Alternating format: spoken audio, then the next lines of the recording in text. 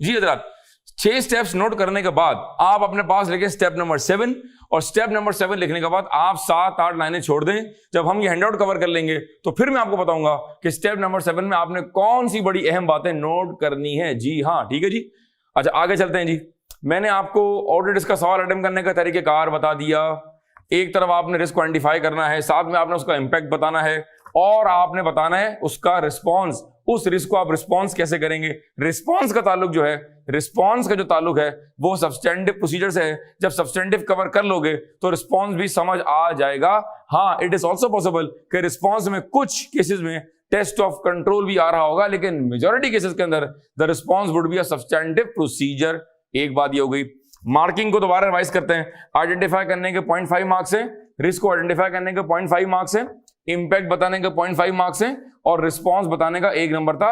1 point के 2 marks हैं। सवाल यह है, मैंने आपको ड्राफ्टिंग का तरीकेकार भी बता दिया, हमने डेटर्स की एग्जांपल डिस्कस की, मैंने लॉ सूट की बात की, मैंने प्रोविजन की बात की। मेरा एक सवाल है, मेरा सवाल यह है, जो एग्जाम का सिनेरियो आएगा, देखिए स्माइली फेस बना हुआ है, जबकि एग्जाम में ये फेस नहीं होगा, ठीक है। जब एग्जाम में सवाल आएगा ऑडिट रिस्क का सिनेरियो बेस, जब रिस्क का सवाल आएगा सिनेरियो बेस मेरा बच्चा, तो उसके अंदर तो 50 बातें होंगी।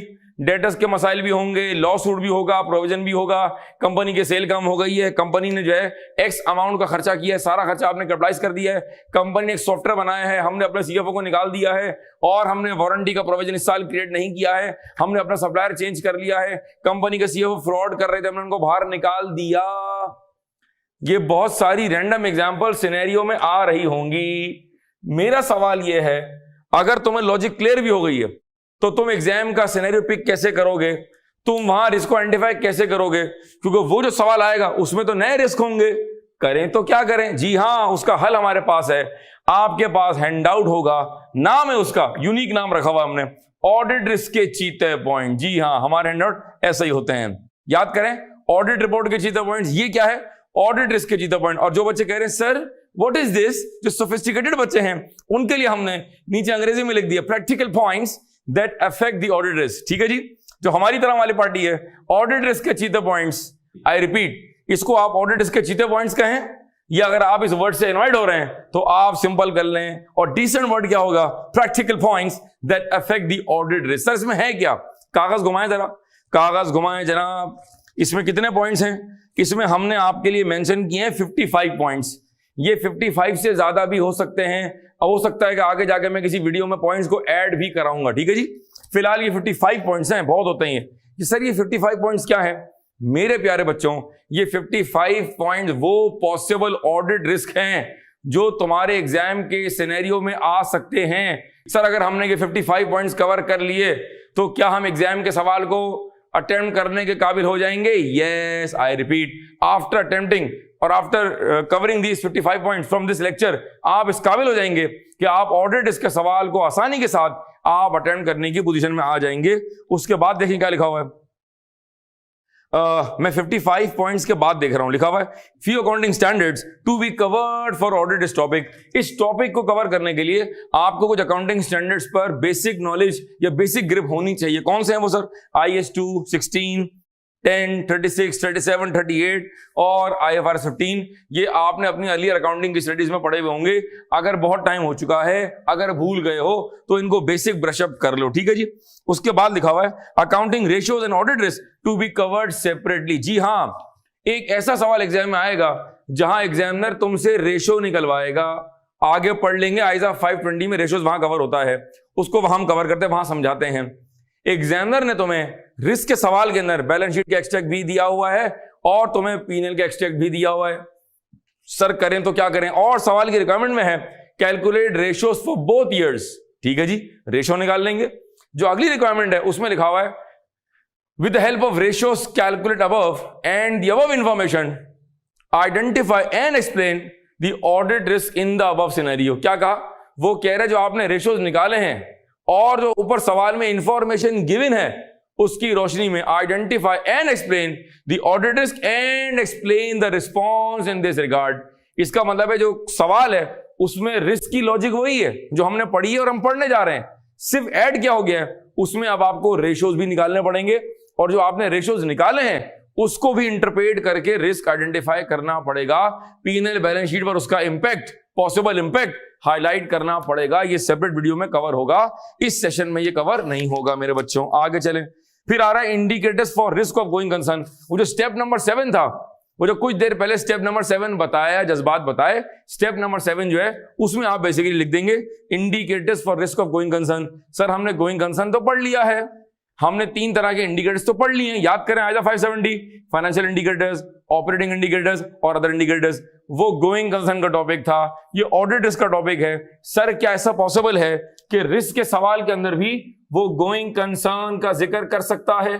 क्या वो गोइंग कंसर्न के इंडिकेटर्स दे सकता है? जी हाँ। सर हम कैसे पिक करेंगे, हम ड्राफ्टिंग कैसे करेंगे, वो मैं बताऊंगा आपको, तो आप इसको फिलहाल छोड़ दें। यही बेसिकली स्टेप नंबर 7 है।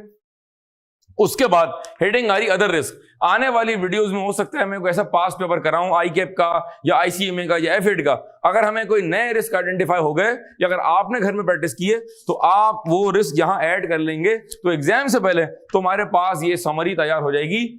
एग्जाम से पहले अगर तुम्हारे पास कोई पास पेपर को करने का, अटेम्प्ट करने का अगर टाइम ना हो, लेकिन अगर तुमने ये हैंडआउट पढ़ लिया, तो मैं बेट कर रहा हूं कि एग्जाम में इंशाल्लाह आपको ऑडिट इसमें कोई प्रॉब्लम नहीं होगी। अब एक और सवाल बड़ा मासूमाना, सर क्या मैं ये हैंडआउट याद कर लूं?